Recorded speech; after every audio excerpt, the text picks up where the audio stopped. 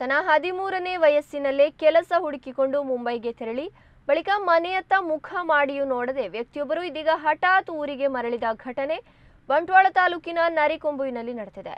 ಬಂಟ್ವಾಳ ತಾಲೂಕಿನ ನರಿಕೊಂಬು ಗ್ರಾಮದ ರಾಯಶ ನಿವಾಸಿ ದಿವಂಗತ ಗುಡ್ಡಪ್ಪ ಪೂಜಾರಿ ಹಾಗೂ ನಾಗಮ್ಮ ಅವರ 3ನೇ ಪುತ್ರ ಸಂಜೀವ ಪೂಜಾರಿ ಅವರು ತನ್ನ 13ನೇ ವಯಸ್ಸಿನಲ್ಲಿ ಮನೆ ಬಿಟ್ಟು ಕೆಲಸಕ್ಕಾಗಿ ಮುಂಬೈಗೆ ಕಾಲಿಟ್ಟಿದ್ರು. ಅದಾದ ಬಳಿಕ ಇಂದಿನವರೆಗೆ ಮನೆ ಮಂದಿಯ ಮುಖವನ್ನು ಕೂಡ ಒಮ್ಮೆಯೂ ನೋಡಿರಲಿಲ್ಲ.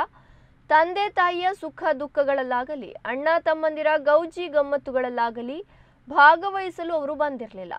ಒಟ್ಟಿನಲ್ಲಿ ಮನೆಯವರ ಜೊತೆ ಯಾವುದೇ ರೀತಿಯ ಸಂಪರ್ಕವನ್ನ ಕೂಡ ಸಂಜೀವ ಪೂಜಾರಿ ಅವರು ಇಟ್ಟುಕೊಂಡಿರಲಿಲ್ಲ ಎನ್ನಲಾಗಿದೆ. ಇನ್ನು ತಂದೆ ತಾಯಿ ಮಗನ ಬರುವಿಕೆಗಾಗಿ ಕಾದು ಕಾದು ಕೊನೆಯುಸಿರನ್ನ ಎಳೆದಿದ್ರು.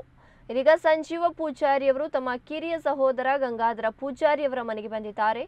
62 ವರ್ಷಗಳ ಬಳಿಕ ಊರಿಗೆ ಬಂದ ಅಣ್ಣನನ್ನ ಕಂಡು ತಮ್ಮನಿಗೆ ಬಹಳ ಸಂತೋಷ ಆಗಿದೆ. ಮಲಯಾಳಂ, ಮರಾಠಿ, ಬಂಗಾಳಿ, ಹಿಂದಿ, ತುಳು ಹಾಗೂ ಕನ್ನಡ ಭಾಷೆಯಲ್ಲಿ ಸಂಜೀವ ಪೂಜಾರಿ ಅವರು ನಿರರ್ಗಳವಾಗಿ ಮಾತನಾಡ್ತಾರೆ. ಇನ್ನು ಸಂಜೀವ ಅವರು ಯಾವುದೇ ದಾಖಲೆ ಪತ್ರಗಳು ಅವರಲ್ಲಿ ಇಲ್ಲ ಎಂದು ಮನೆಯವರು ತಿಳಿಸಿದ್ದಾರೆ.